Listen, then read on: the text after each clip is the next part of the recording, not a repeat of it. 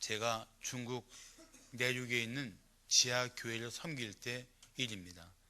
중국의 22개 성에 흩어져 있는 그 공동체가 무려 100만 명이 넘는 아주 거대한 그런 지하교회 공동체였습니다.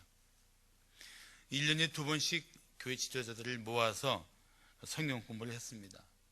그 당시는 아직 홍콩이 중국에 넘어오기 전이기 때문에 홍콩에서 띄워주는 이 복음 방송을 듣고 이제 각 교회 지도자들에게 전달하는 시기였지만 아무래도 한국 교회에 도움을 받아야겠다고 생각해서 한국 선교사에게 도움을 요청했습니다.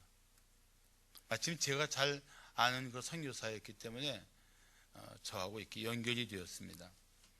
그래서 약 200명이 모이는 그런 교회 지도자들을 위해서 이제 성경 공부를 하러 가게 되었습니다. 저하고 2명의 목사가 동행을 했습니다.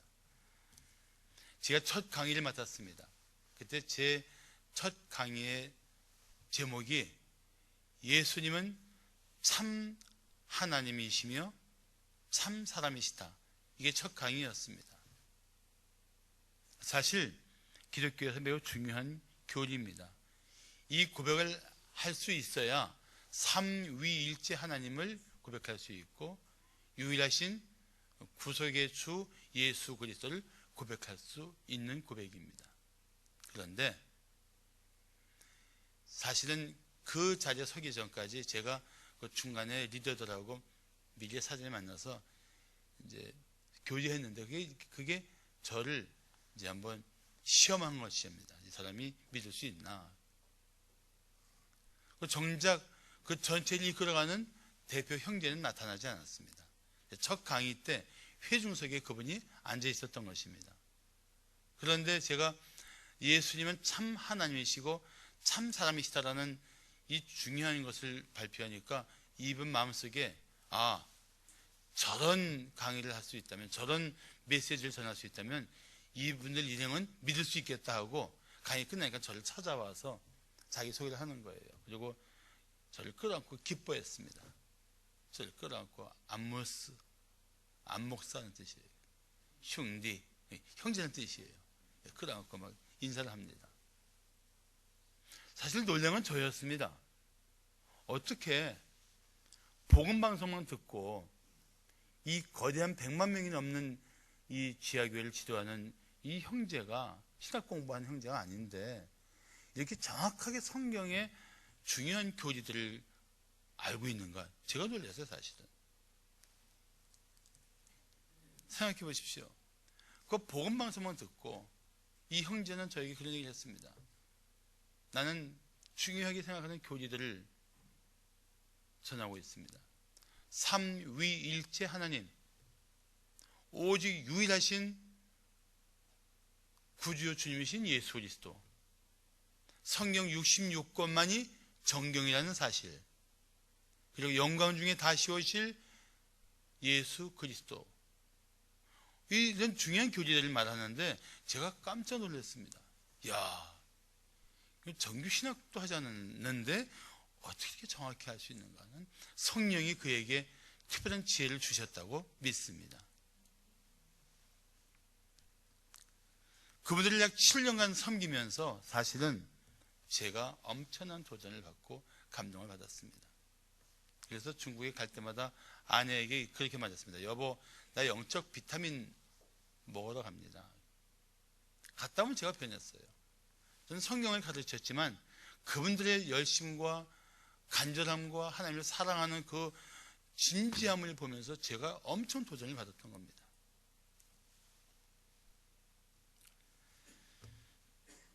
그 후에 그분들이 공안에 걸려서 뿔뿔이 흩어졌지만 저는 어디선가 다시 모일 것이라고 믿습니다. 그분들은 정말 예수님을 사랑하는 분들입니다. 예수를 위해서, 그 예수의 이름을 위해서 상상할 수 없는 모진 핍박을 받으면서도 정말 꿋꿋했습니다. 예수님을 제대로 만난 성도라면 삶이 변합니다. 변할 수밖에 없습니다. 세상을 이기는 힘이 있습니다. 환난을 극복하는 권세가 있습니다. 이 땅의 모든 것을 두려워하지 않는 마음속에 깊은 평강이 있습니다. 믿음의 사람들은 모두 이 세상에서 승리한 삶의 간증을 가지고 있습니다. 예수님을 통해 그런 삶을 살고 있기 때문입니다. 나는 우리 성도들도 그러한 살아있는 믿음의 간증을 가지고 이 세상을 당당히 살아가시기를 예수의 이름으로 축복합니다. 할렐루야. 우리가 그런 삶을 살도록 예수님께서 이 땅에 오셨습니다. 그러면 세상에 오신 예수님은 어떤 분이실까요? 다시 한번 생각해 보기 원합니다. 첫째, 선제를 분명하게 드러내신 하나님이십니다. 선제라는 말을 제가 일부러 썼는데 이건 신학적인 용어이기도 합니다. 선제, 그분이 모든 피조물에 앞서 계셨던 분임을 드러내신 거예요. 예수님이 내가 이 땅에 존재한 것은 그냥 보이는 것이 전부가 아니라 내가 이 땅에 드러나기 전부터 나는 영원 전부터 존재했던 하나님이다. 오늘 15절을 말씀하기를 요한이, 침례 요한이, 세례 요한이 그에 대하여, 이 예수님에 대하여 증언하여 외쳐 이르되 내가 전에 말하기를 내 뒤에 오시는 이가 나보다 앞선 것은 나보다 먼저 계심이라 한 것이 이 사람을 가리킴이라 하니라고 합니다. 사실 침례 요한이, 세례 요한이 예수님보다 6개월 먼저 태어났습니다. 가브리엘 천사가 마리아에게 임신할 것을 밝힐 때 이런 말을 합니다. 가브리엘 천사가 하는 말인데, 보라, 내 친족 엘리사벳도, 엘리사벳이 바로 이 세례 요한, 침례 요한의 어머니예요. 엘리사벳도 늙어서 아들을 배웠느니라.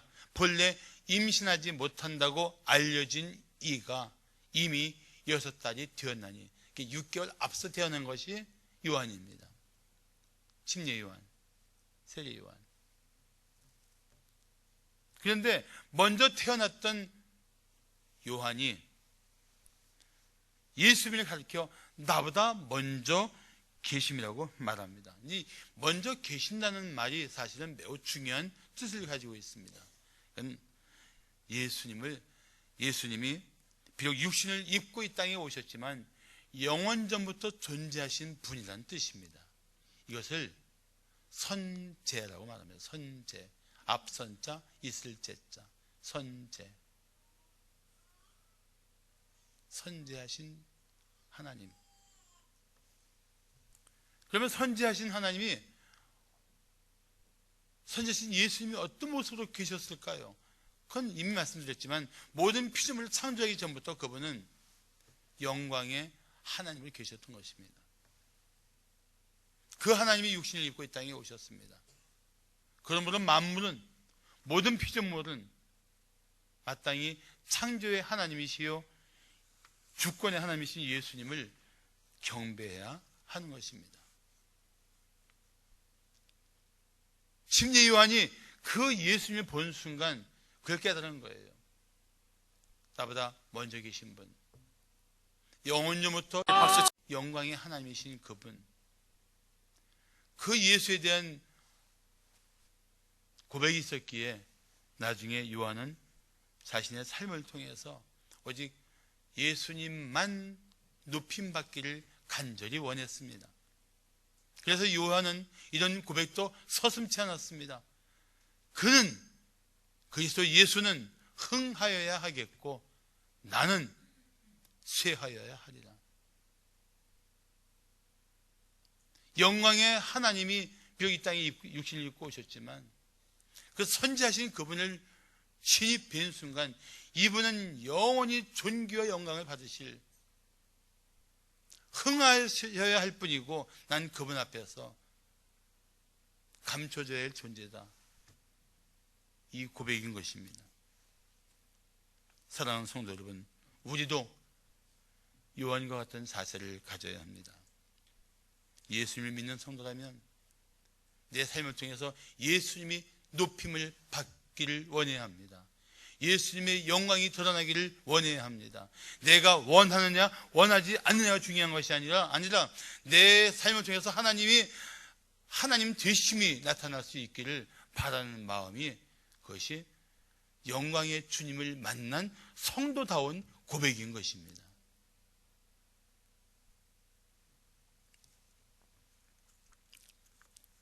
존 웨슬리의 어머니 수잔나 웨슬리는 이런 말을 했습니다. 예수님은 한없이 은혜로우셔서 그분의 복된 임재를 생각만 해도 기쁨이 넘칩니다. 그분에게 다가가는 것과 정비례하여 행복함이 커집니다. 예수님이 선지하신 하나님이심을 알게 된다면, 그런 사실을 분명히 깨달은 성도라면 그분의 임재를 기뻐해야 합니다. 하나님이 내 삶의 자리에 임하셨다, 그 영광의 주님이 나와 함께 하신다, 이 사실을 기뻐해야 한다는 것입니다. 그리고 그분에게 더 가까이 다가가기를 원해야 합니다.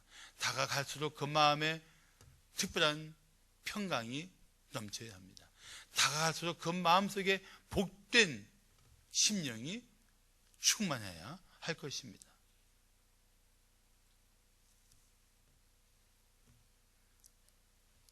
영광의 하나님이 우리와 함께 하시고, 영광의 하나님이 나를 위해서 일하시고 계신 사실을 안다면 우리가 그분을 기뻐하는 것이 마땅하지 않습니까? 안타까운 것은 교회를 다니면서도 하나님보다 세상을 더 사랑하는 것입니다. 예수님보다 세상의 즐거움을 더 추구한다는 것입니다. 사실 구약에 있는 믿음의 사람들도 다 오실 메시아 그리스도를 바라보았던 사람입니다. 모세도 그랬습니다. 예를 들면 모세도 그런 분 중에 한 분입니다. 히브리서 11장 26절을 보시면 이렇게 말씀합니다. 모세가, 이건 이렇게 이런 부분이 빠진 거예요. 믿음으로 모세는 이게 빠진 거예요. 믿음으로 모세는 그리스도를 위하여 받는 수모를 애굽의 모든 보화보다 더 큰 재물로 여겼으니, 왜냐하면요, 그 이유는 상주심을 바라봄이라고 말합니다. 아직 오시지 않았지만 오실 메시아가 어떤 분인지를 알았기 때문에 그는 차라리 그 메시아, 그 그리스도를 위해서 받는 수모를 자기가 애굽에서 누릴 수 있는 모든 보화보다 더 큰 재물로 여길 수 있었습니다. 자기가 잃어버린 것과는 비교할 수 없는 영광스러운 상주심을 바라볼 줄 알았기 때문입니다. 우리에게도 그런 영적인 눈이 열려야 합니다. 그런 영적인 마음이 있어야 합니다. 그런데 우리는 어떻습니까? 때로 거꾸로 살지 않습니까? 세상에 작은 재물을 얻기 위하여 그리스도를 위한 고난을 피합니다. 상주심을 바라보는 이 진득한 믿음보다는 당장의 유익에 마음을 뺏기고 살 때가 너무 많습니다. 예수님이 선지하신 하나님이심을 믿는다면 그분이 지금 하나님 보좌 우편에 앉아 계신 것을 당연히 여겨야 됩니다. 낮아지신 그분을 하나님이 지극히 높여서 다시 본래 계시던 영광의 자리에 앉아 계시기 때문입니다. 그것이 전부입니까? 아니요. 이제 예수님의 초림을 기대했던 것처럼 우리는, 이미 오신 예수님을 믿는 우리는 영광 중에 다시 오실 예수님을 바라볼 줄 알아야 합니다. 그리고 그 영광의 처소에 우리를 다시 데려가실 것을 기대해야 합니다. 그래서 우리는 선지하신 하나님, 그분이 우리를 위해서 예배하신 처소가 있음을 바라보고 저 본향의 소망을 가지고 살아야 할 것입니다. 그리고 그 소망을 가지고 이렇게 외쳐야 할 것입니다. 아멘. 주 예수여 오시옵소서.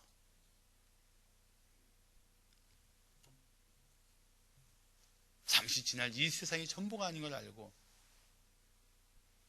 언젠가는 다시 오실 예수를 맞이할 때가 곧 이룰 것을 믿고 그 믿음을 가지고 살아야 마땅합니다. 자, 세상에 오신 예수님은 어떤 분이십니까? 둘째, 은혜를 충만하게 주시는 하나님이십니다. 은혜를 충만하게 주시는 하나님. C.S. 루이스는 이런 말을 했습니다. 우리가 악할 뿐이라고 말할 때에는 하나님의 진노가 무자비한 규지처럼 보인다. 그러나 우리가 악하다는 것을 깊이 인식하는 순간 하나님의 진노는 오로지 그분의 선하심에서 비롯되는 필연적이고 당연한 것이라고 말할 수 있다. 쉽게 말하면 의로우신 하나님이, 지극히 선하신 하나님이 우리의 죄에 대해서 진노하시는 것은 당연한 것이라는 뜻이에요. 우리 인간 사이에서도 상대방의 작은 잘못, 끊임없이 계속되는 그 밉살스러운 모습 때문에 용서할 수 없다고 펄쩍 뛰는 것이 한두 번입니까? 어떻게 인간의 탈을 쓰고 저럴 수 있느냐고 분노하는 것이 지극히 당연하지 않습니까? 같은 죄인끼리인데도, 같이 문제가 있는 인생끼리인데도 조금 더 우월하다는 이유로 조금 더 못한 사람에 대해서 그렇게 무자비한 마음을 갖는 게 우리라면은 하물며 완전히 의로우시고 선하신 하나님 보시기에 우리를 향한 진노는 필연적인 것이죠. 당연한 것이죠. 그런데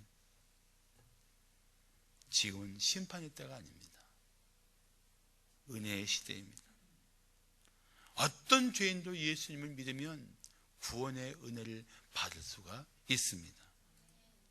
예수님이 십자가에 달리셨을 때 한편 강도는 죽음 직전에 예수님을 믿고 특별한 은혜를 입었습니다. 그는 그날 죽음과 함께 예수님과 함께 낙원에 들어가게 됩니다. 만약에 그가 살아났다면, 아니 만약에 그가 지금도 말할 수 있다면 무슨 말을 했겠습니까? 그 입술을 열어 고백할 수 있다면 무슨 고백을 했겠습니까? 여러분, 나를 보세요. 나 같은 죄인도 예수님이 구원해 주셨습니다. 이 말 하지 않았을까요? 나 같은 죄인도. 하나님은 그렇게 우리를 사랑하시고 용서하시고 은혜를 베풀어 주시고 우리의 그 허물과 죄로부터 우리를 자유케 하기를 원하십니다. 할렐루야. 회개했으면, 진실로 회개했으면 이제 그 은혜 안에서 살 줄을 알아야 합니다.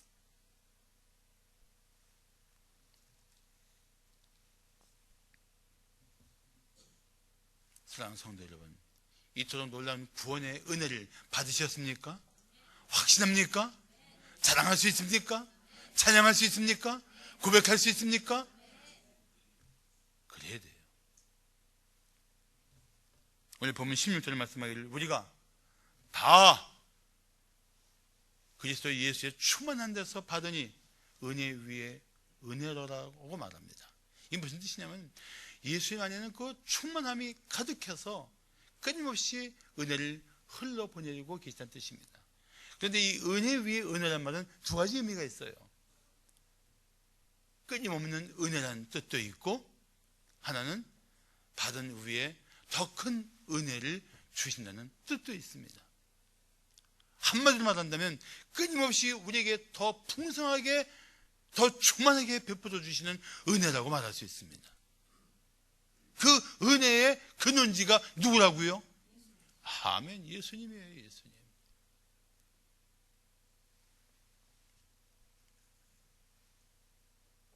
세월 갈수록 우리 삶에 부어주시는 하나님의 은혜가 그렇게 크다니 얼마나 놀라운 일입니까? 그래서 야고보서 4장 6절을 말씀하기를, 그러나 어떤 은혜? 더욱 큰 은혜를 주시나니 그러므로 일렀으되 하나님이 교만한 자를 물리치시고 겸손한 자에게는 은혜를 주신다 하셨느니라. 더욱 큰 은혜. 여러분, 더욱 큰 은혜를 주시는 하나님에 대한 믿음을 가지고 있다면 누구도 불평하거나 원망하지 못할 것입니다.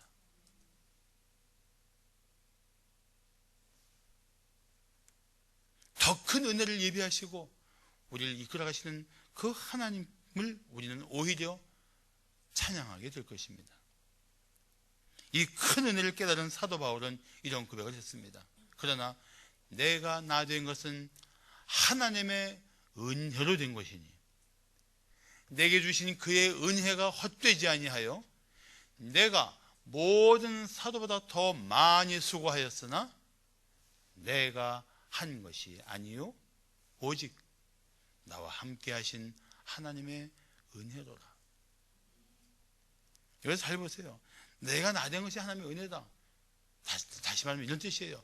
내 전 존재는 하나님의 은혜로 된 것이다. 나 같은 인생이 오늘 이 삶을 살 수 있는 것이 하나님의 은혜가 아니면 설명할 길이 없다. 이건 은혜다. 오직 은혜다. 은혜가 없이 내가 어떻게 이 모습으로 오늘 이 삶이 가능하겠는가? 그 고백이에요. 더구나 그는 이렇게 말합니다. 하나님의 은혜는 결코 헛되지 않다. 마침내 나의 삶을 향한 그 헛되지 않은 은혜가 내 삶을 하나님의 뜻 가운데 회복시키시고 일으켜 주시더라.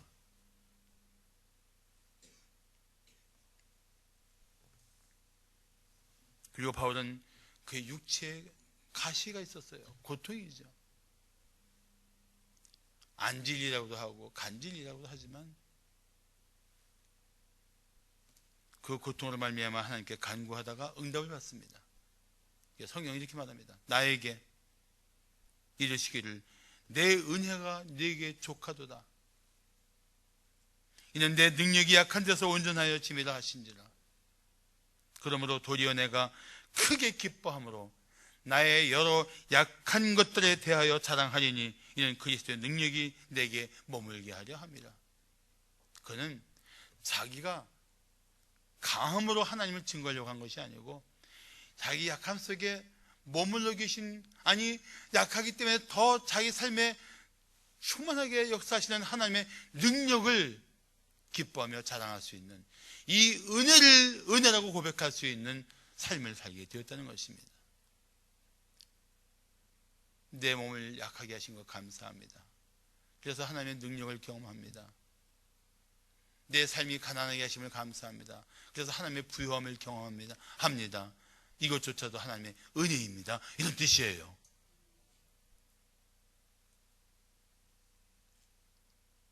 나를 외롭게 하심을 감사합니다. 그래서 내 곁을 결코 떠나지 않는 하나님만 의지하게 하시니 감사합니다. 이런 의미도 되는 거예요. 내 인생의 결핍이 오히려 하나님의 은혜를 경험할 수 있는 출입구가 된다는 뜻입니다. 그러니 우리 삶은 전적인 하나님의 은혜 속에 있다고 말하지 않을 수 없는 것입니다. 한번 옆에 분들에게 평생에 더 큰 은혜를 누리십시오라고 축복하시기 바랍니다.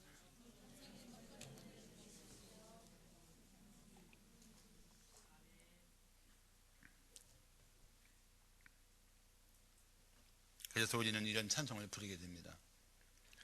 지금까지 지내온 것 주의 크신 은혜라. 한이 없는 주의 사랑 어찌 이루 말하랴. 자나깨나 주의 손이 항상 살펴주시고 모든 일을 주 안에서 형통하게 하시네. 몸도 맘도 연약하나 새 힘 받아 살았네. 물붓듯이 부으시는 주의 은혜에 족하다. 사랑 없는 거리에나 험한 산길 헤맬 때 주의 손을 굳게 잡고 찬송하며 가리라. 아멘. 그렇습니다. 오늘 17절 보시면 율법은 무엇으로 말미암아 주어진 것이요 은혜와 진리는 예수 그리스도로 말미암아 온 것이라 말씀합니다. 그러나 사실 모든 시대에 하나님의 은혜는 늘 있었습니다. 그런데 예수님이 오심으로 말미암아 그의 충만한 데서 은혜는 더욱 우리에게 끊임없이 흘러 넘치고 있습니다. 그 은혜가 세월이 갈수록 우리 성도들 삶에 풍성하기를 축복합니다. 마지막으로 세상에 오신 예수님은 어떤 분이십니까? 셋째, 하나님을 온전하게 계시하신 분이십니다. 하나님이 온전하게 계시하신 하나님. 평생 복음을 전하며 살았던 인도에 선다싱이라는 순례자가 있습니다. 그분은 처음에 인도의 전통 종교인 시크교를 믿었습니다. 그리고 기독교에 대한 교육을 받았지만 심한 반감을 가지고 오히려 기독교를 공격했습니다. 그러다가 개인적인 체험을 통해서 예수님을 만나게 됩니다. 그 변했습니다. 그 이후에 평생을 순례하면서 십자가의 복음을 전하는 삶을 살았던 아주 존귀한 인물입니다. 훗날 그는 자신이 개종한 이유에 대해서 이렇게 말했습니다. 제가 다른 종교를 믿었을 때 저는 신에게 다가가려고 제단을 쌓고 계단을 오르내렸습니다. 그러나 제가 수만 번 오르내려도 신을 만날 수 없었습니다. 그러나 예수 그리스도는 가까운 곳에 계셨습니다. 내 안에 계십니다. 저는 예수님을 통해 매일매일 하나님을 경험합니다. 그것이 내가 개종한 이유입니다. 저는 선다싱의 고백을 들으면서 그런 생각했습니다. 맞아. 예수님을 믿는다는 것은 예수님만 만나는 것이 아니라 그 예수를 통해서 마침내 하나님 아버지를 만나는 것이기 때문입니다. 예수를 통해서 하나님 아버지 앞에 나갈 수 있고 하나님과 평화를 누리고 하나님과 화평하게 되고 하나님과 사랑의 교제를 나누게 됩니다. 예수 그리스도를 통해서만 이루어질 수 있는 일입니다. 그 이유는 예수님이 바로 하나님 아버지를 온전히 계시하실 수 있는 유일한 분이기 때문에 그렇습니다. 우리 본문 18절을 말씀하기를 본래 하나님을 본 사람이 없으되 아버지 품속에 있는 독생하신 하나님이 나타내셨다고 말씀합니다. 자, 독생하신 하나님이 누굴까요? 아멘. 예수 그리스도입니다. 설교 때 윤정수 권사님 안 계시면 난 외로울 것 같아요.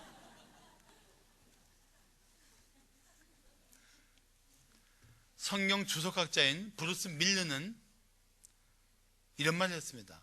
아버지 품속에 있다는 말은 마치 하나님이 우리에게 그리스도를 보내실 때 자신의 심장을 뽑아내신 것과 같다. 난 굉장히 적절한 표현이라고 생각합니다. 그래, 예수님을 내어주신 것은 하나님은 당신을 내어주신 최고의 사랑이요 최고의 희생이었다. 그렇게 하시면서까지 나와 여러분을 구원하기를 원하신 것입니다. 그토록 크신 사랑을 우리가 얼마나 알고 있다고 생각하십니까?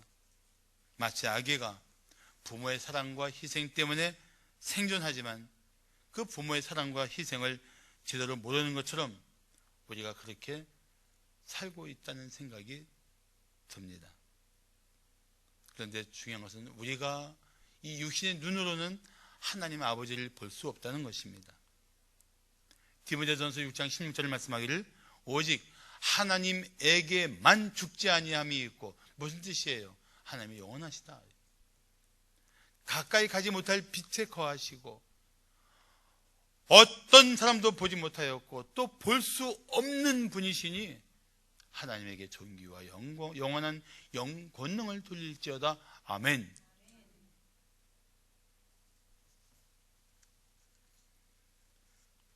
하나님 아버지는 가까이 하지 못할 빛에 거하실 뿐만 아니라 우리가 절대 볼 수 없는 분이십니다. 구약의 믿음의 사람들은 하나님을 보는 것은 곧 죽음이라고 생각했습니다. 그러나 하나님을 보고 싶은 마음이 왜 없었겠습니까?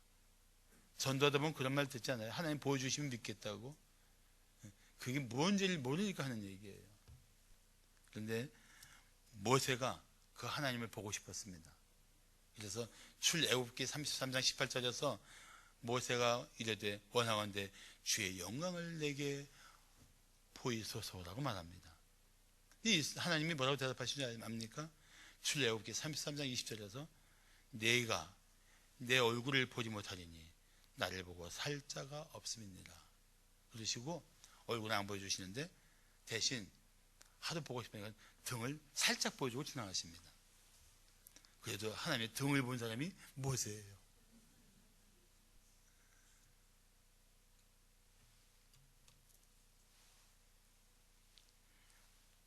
그런데 하나님이신 예수님이 육신을 입고 이 땅에 오십니다. 하나님을 우리에게 보여주신 것입니다. 18절은 예수님을 아버지 품속에 있는 독생하신 하나님이라고 말합니다. 근데 아버지 품속에 있는 독생하신 하나님이라는 뜻은 두 분이 일체라는 뜻입니다. 일체. 한 몸이시다. 영광과 권능이 동일하시다. 그런 관계에서 예수님은 하나님을 계시할 수 있는 유일한 분이십니다. 독생하신이라는 말은 하나님이 예수님을 낳았다는 뜻이 아니라 영원전부터 그런 관계로 존재하고 계셨다는 뜻입니다. 아버지 하나님으로 아들 하나님으로 이렇게 존재하고 계셨다는 뜻이에요. 그러나 오직 성자 하나님이신 예수님만이 육신을 입고 세상에 오셨습니다. 그리고 홀로 하나님을 우리에게 보여주신 것입니다. 그래서 골로새서 1장 15절을 말씀하기를 예수님은 보이지 아니하는 하나님의 형상이다. 우리에게 보여주신 형상이다. 이제 우리는 하나님이신 예수님을 통해서 하나님을 볼 뿐만 아니라 그 예수님의 보혈을 통해서 하나님께 나가게 되었습니다. 그렇다면 성탄절에 예수님을 보내주신 하나님의 사랑에 우리는 감사해야 하지 않을까요? 그리고 하나님을 더 사랑해야 하지 않을까요? 그리고 그 하나님 아버지의 뜻을 따라 기꺼이 자신을 이 땅에 몸을 입고 오시면서 자신을 온전히 내어주신 그 예수님의 은혜를 찬양해야 마땅하지 않을까요? 이번 성탄은 좀 그렇게 준비된 성탄이 되어서 우리 마음이 하나님의 사랑과 예수님의 은혜에 대한 감격으로 충만한 성탄절이 되기를 축복합니다.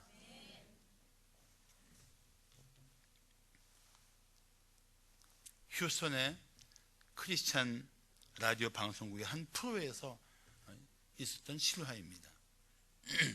네브라스카 주의 한 목장에서 산다고 자신을 소개한 12살 된 로건이라는 소년이 있었는데 전화를 걸었습니다. 이렇게 맞았습니다. 울먹이면서 저에게 정말로 영광아지가 있었어요. 저에게는 특별한 존재였지요. 그런데 그 송아지가 너무 늙은 어미에게서 태어나서 그런지 건강하게 자라지 못하다가 결국은 죽어버렸어요. 그래서 로건은 계속 훌쩍거렸습니다. 그래서요, 저는 오늘 아침 송아지를 땅에 묻으면서 하나님께 물었어요. 하나님, 왜 송아지를 데려가셨어요? 정말로 제게 소중했는데요. 로건은 그러면서 이렇게 맞았습니다. 그런데 하나님이 말씀하셨어요. 로건, 내 아들 역시 나에게 소중했단다. 하지만 사람들을 구하기 위해 죽어야 했어. 로건은 훌쩍이며 계속 말합니다. 저는 그 말을 듣고 하나님의 심정을 이해할 수 있었어요. 진행자 마이크는 로건을 위로했습니다. 잠시 뒤에 로건은 정말 중요한 할 얘기가 있다고 다시 훌쩍거리며 말을 이었습니다.